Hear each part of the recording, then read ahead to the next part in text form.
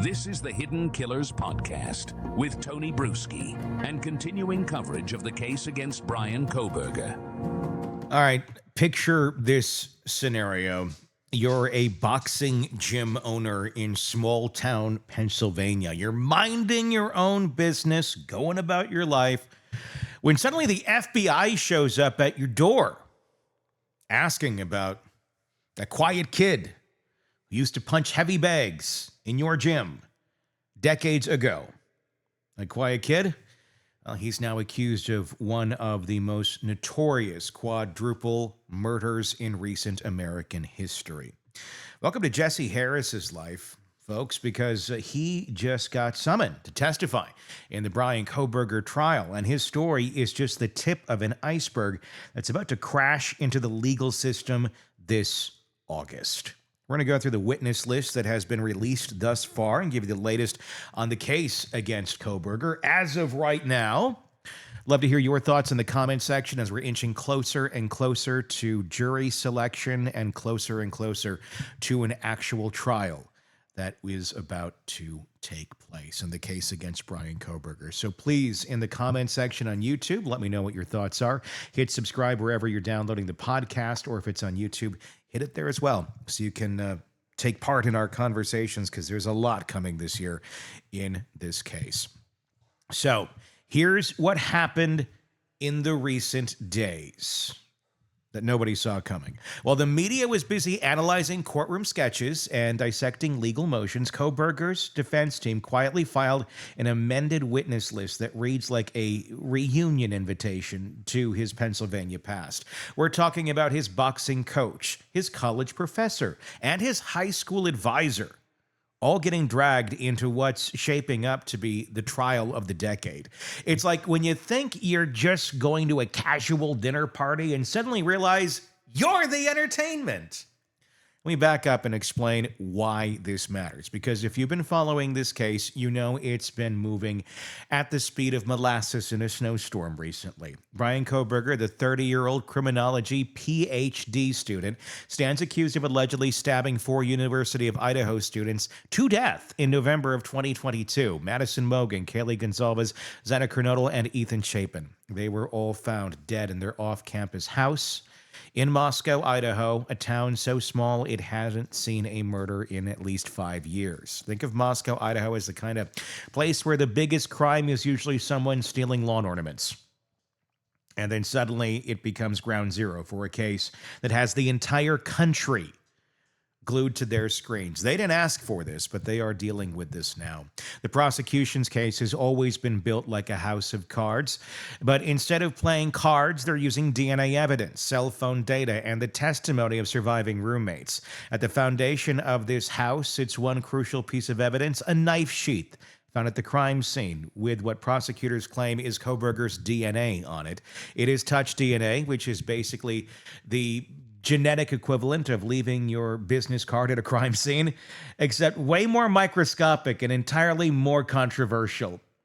Now, here's where things get interesting with this new witness list. When defense attorneys start calling character witnesses, it's usually because they're trying to paint a different picture of their client than the one the prosecution is sketching.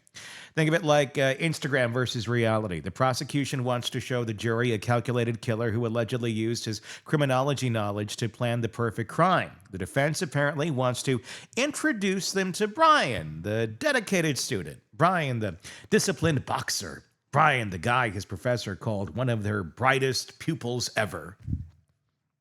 Let's talk about Marie Bulger, because her story is fascinating in all the wrong ways. She's a criminology professor at DeSales University who taught Cobberger entirely through email and Zoom during the pandemic.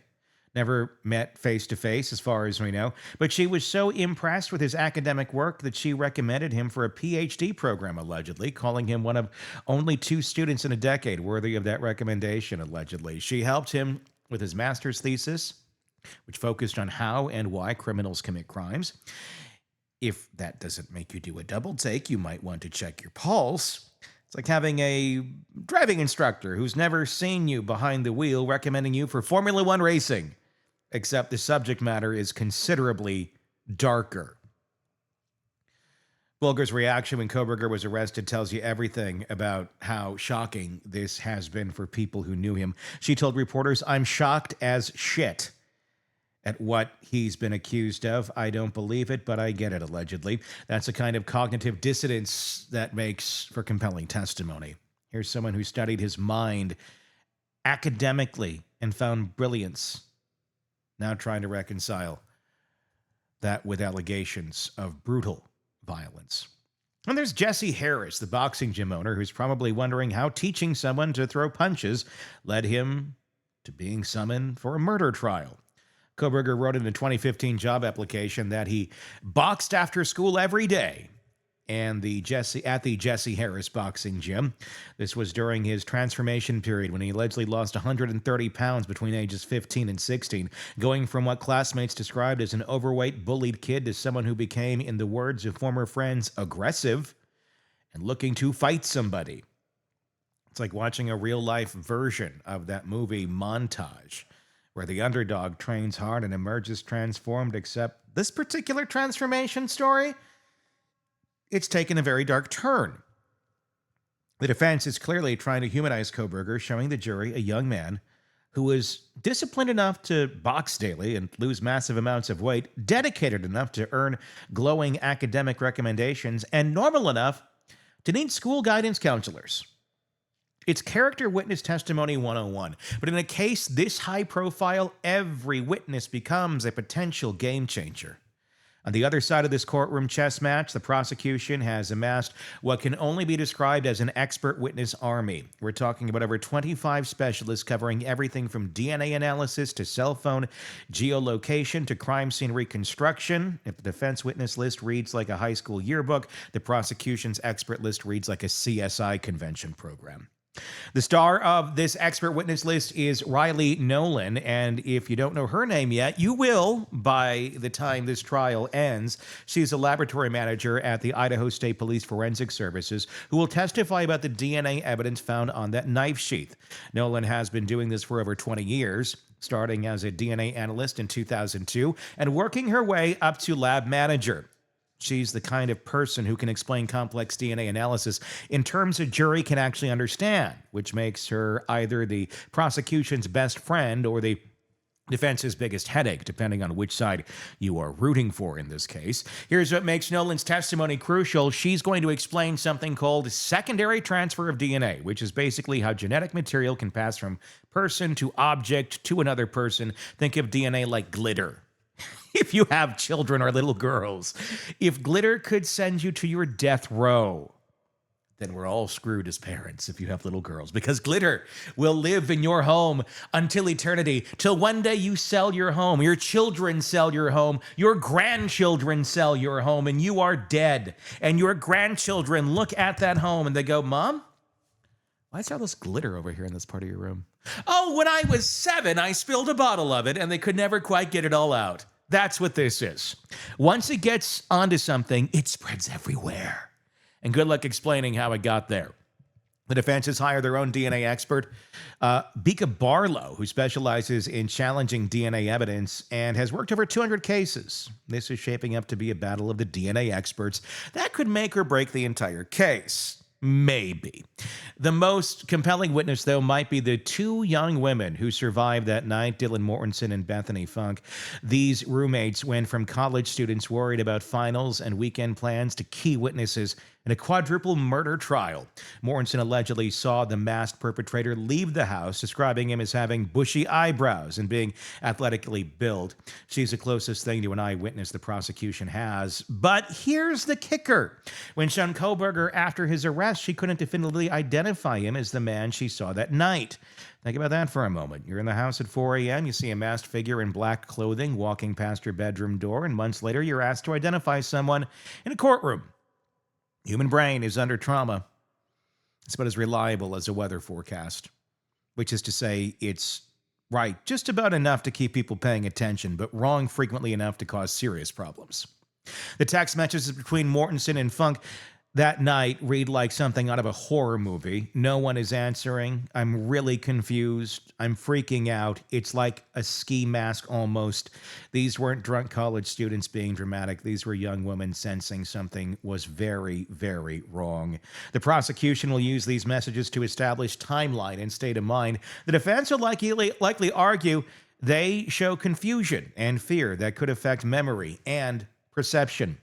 What's particularly interesting is the witnesses list is what reveals about each side's strategy. The prosecution is building a technical case, DNA, cell phone pings, Amazon purchase records, surveillance footage. They're painting a picture of someone who allegedly used his criminology knowledge to plan an attack, right down to buying the alleged weapon online months in advance. It's methodical, it's comprehensive, it's the kind of case that looks great on paper.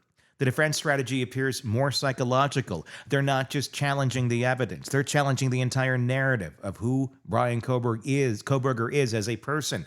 The Pennsylvania witnesses serve as a specific purpose, showing the jury a young man who is academically gifted, physically disciplined, and well regarded by some authority figures. It's a difference between presenting a defendant and presenting a human being, of which, depending on who you talk to and when they had interactions with him, their opinion may change between a defendant and a human being. Or is he a human being? There's some who may argue the latter. But here's where the case gets really complicated and why that witness list matters so much. Cobberger was diagnosed with autism spectrum disorder, and his defense team has argued this affects everything from his courtroom demeanor to his ability to understand social cues. They want to tell the jury that if he seems unemotional or detached during trial, it's because of his disability, which is not a true disability. So let's not pretend it is. Not because he's a cold-blooded killer. It's a delicate balance between autism, and it doesn't make someone violent, but it can affect how they're perceived by others, or it can make you violent, and it can make you have zero empathy for others, or it can make you the most empathetic damn person in the world. It all depends where you are on that spectrum. It can make you cold. It can make you calculating. It can make you an evil mother effer. It can also make you the kindest, most empathetic person out there. Again, it's a spectrum. It's not something where one size fits all. It's about as easy as saying, oh, you wear men's clothing. Yes, I do. Well, they wear men's clothing, so they must be wearing three-piece suits from 1968. No, I mean, that is men's clothing, but it doesn't mean you're wearing that. They could be wearing shorts and a t-shirt from 98. They could be wearing whatever the hell they wear today in 2025. It's like saying clothing. There's a spectrum of options that you have. Just understand that. The prosecution, meanwhile, has assembled experts who will testify about everything from toxology results to the victims to crime scene reconstructionists. They have FBI agents who will discuss cell phone tracking and video analysis. They have forensic specialists who can walk a jury through exactly what allegedly happened in that house. If trials were movies, the prosecution is making a documentary while the defense is crafting a character study or a YouTube short. One expert witness that particularly stands out is Special Agent Tony Immel, who will testify about identifying Kohberger's white Hyundai Elantra from surveillance footage. This is significant because the car became a crucial piece of evidence early in the investigation. Police asked the public for help finding the white Elantra seen near the crime scene. And when they connected it to Cobberger, the case began to solidify. It's like when you lose your keys and retrace your steps, except in this case, the steps allegedly lead to a house where 4 people died. The timeline of events that night is crucial, and both sides will use their witnesses to either support or undermine the prosecution's version of what happened. According to investigators, the murders occurred between 4 a.m. and 4:25 a.m. That's a remarkably narrow window for such a horrific crime, and both sides will have experts trying to prove whether that timeline is realistic or impossible. What makes this case unique is how it sits in the intersection of old-school detective work and modern technology. The DNA evidence represents cutting-edge forensic science, But the investigation also relied on traditional techniques like interviewing witnesses and follow-up tips. The surviving roommates provide human testimony about what they saw and heard, while cell phone data provides digital breadcrumbs of what and where people allegedly were and when. The defense faces a particularly challenging task in all of this because they're not just arguing innocence, they're arguing against what appears to be a methodical investigation that connected multiple pieces of evidence. It's not enough to create reasonable doubt about one piece of evidence when the prosecution has DNA, cell phone data, vehicle identification, and eyewitness testimony. They need to challenge the entire foundation of the case. That is why that character witness strategy becomes so important. If you can't completely discredit the evidence, you try to discredit the narrative. The prosecution wants to tell a story about a criminology student who allegedly used his knowledge to commit the perfect crime, but made crucial mistakes. The defense wants to tell a story about a brilliant but misunderstood young man who's being railroaded by circumstantial evidence and procedural overreach. Or a psychotic cluster B personality who has autism, who, because of that cluster B personality disorder, went and killed people and doesn't seem to have any empathy. And he's even talked about it online before. The trial is scheduled to begin August 11th. The jury selection alone is expected to take 5 weeks. Finding 12 people who haven't formed opinions about this case is going to be interesting. The venue has moved from Moscow to Boise specifically because of the intense local attention, but this case has been national news for over 2 years now. What happens in that Boise courtroom this summer will determine whether Bryan Kohberger spends the rest of his life in prison, receives a death penalty, or walks free. For the families of Madison, Kaylee, Xana, and Ethan, it represents a chance for justice and maybe some sort of closure. For Cobberger, it's literally a matter of life or death. For the witnesses being called to testify, from boxing coaches to DNA experts to traumatized college students, it's a responsibility none of them ever expected to bear. The witness list tells us the trial will be a collision between two completely different versions of reality, and 12 jurors will have to decide which one they want to believe. In a case where the criminology student stands accused of murder, where DNA evidence meets character testimony, and where the line between academic study and alleged real-world application has become terrifyingly blurred, the only certainty is that nothing about this trial will be simple. The truth, as they say, is something in the details. Those details are about to be examined under the brightest possible spotlight.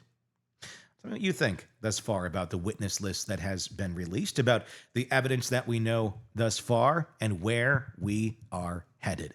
Give me your thoughts in the comment section on YouTube. Be sure to press subscribe there as well, and hit subscribe if you're listening to this as a podcast, and be sure to check out our YouTube channel, Hidden Killers with Tony Bruschi. Search for it, and you can join in that conversation and see us in the studio doing these shows as well. We're also going to do lives there as well, so be sure to press subscribe over there so you don't miss any of that, and you can join in soon too. That'd be kind of fun. Not just chat. We're going to do phone calls as well. We're going to kick it old school. Anyway, check that out. Do appreciate you subscribing. And yeah, there's a lot to come in this case. We are just at the very beginning. I know we've been on it for 3 years, but we're about to get to the starting point of the trial. And I hope you'll be here for it as well. I'm Tony Bruschi. We'll talk again real soon. Craving non-stop true crime updates? Press subscribe now and get the latest cases, analysis, and expert commentary delivered straight to your feed. Only from the Hidden Killers podcast and True Crime Today.